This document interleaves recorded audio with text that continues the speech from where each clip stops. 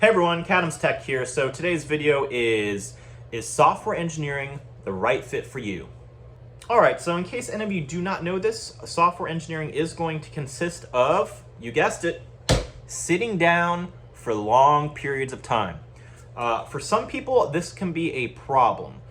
Some people are just not able to sit, quite simply. They aren't able to sit in the chair. They have to get up and move around and do things. And for people of that type, if you do like code, but you have a hard problem sitting down for long periods of time, I definitely would recommend a sit-stand desk. Those are desks that basically can basically go from a sitting desk to being able to raise it. They're the crank kind at IKEA for like $200, and then there's the actual automated kind where you just press a button and you sit back and then it just rises for you.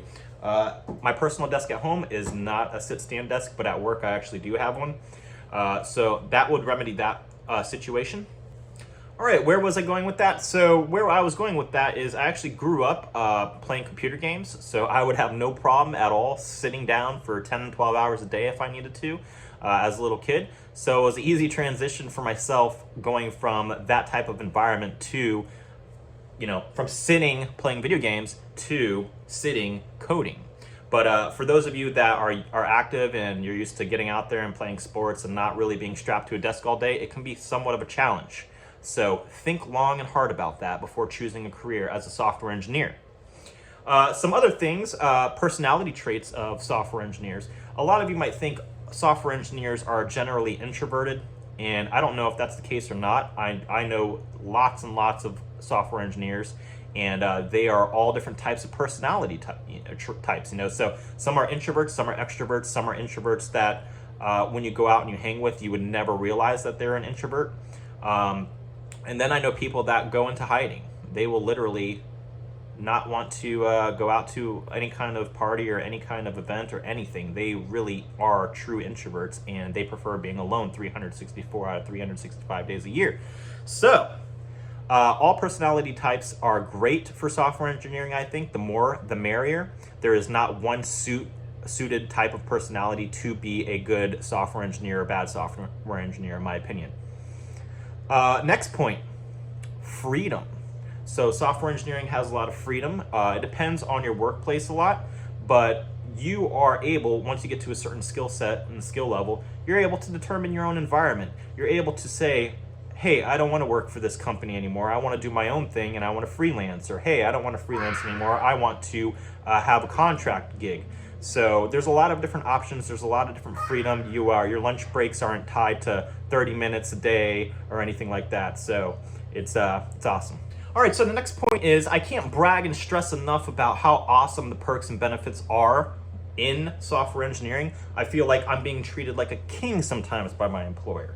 But I've worked a lot of different jobs in the past in different industries like hospitality, restaurant industry, automotive, and I worked as an electrician for a little bit at one point too. And I can tell you by far and away, software engineering is the right fit for me, and it's just miles and miles and miles beyond some of the other industries that I've worked in. Now, is this the case for everyone? No, it's absolutely not going to be the case for everyone.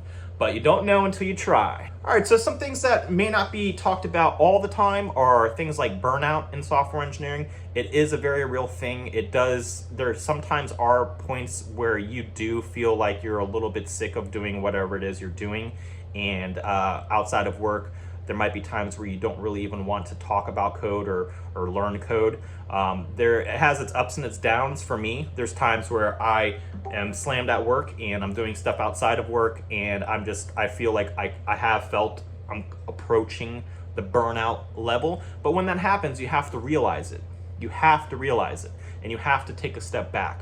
Give yourself a little bit of a break. Still do a great job at work, but outside of work, give yourself a little bit of a breather so you give yourself some time to reset, because mental health is a real thing in software engineering, and you need to pay attention to it, and you need to know how to gauge it, and you need to know how you work as an individual.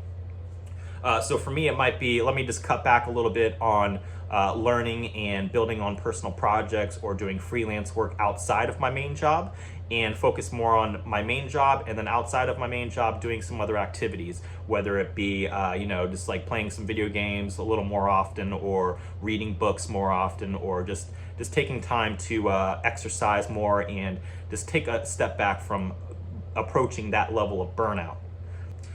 And another thing about software engineering that I think is really cool and that would make it appealing to a lot of people, including you, is that there is a state of getting into a state of flow when you're coding. It's like you're actually immersed into it, kind of like the Matrix. Picture getting sucked into it. Well, that's what it is. You're sitting down, you're typing on your computer, and you basically become immersed. It's a state of flow. You're just in it, you're doing it, and without realizing it, hours pass by. This happens to me all the time, and this is where you want to be. This is where you're really getting a ton of work done.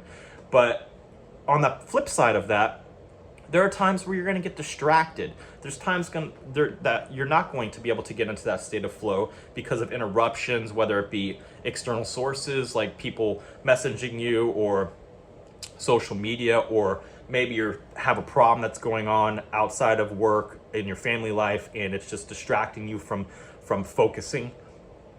Those are real issues, and those can happen, and it happens to everyone. It's not a problem with you, it happens to everyone. But what you want to do is, early in your career, focusing on noticing when those distractions are happening and honing back and trying to get back into the state of flow and clearing your mind and making sure you're good to go, you're good to hammer out that work, you need to get that stuff done, and just get into a state of flow. It's gonna be great, okay? So maybe you guys can leave me a question or two in the comments below, or ask each other questions about software engineering, and get some conversation started. I'm really glad to have made a video like this, and I hope you guys like and subscribe. Take the time.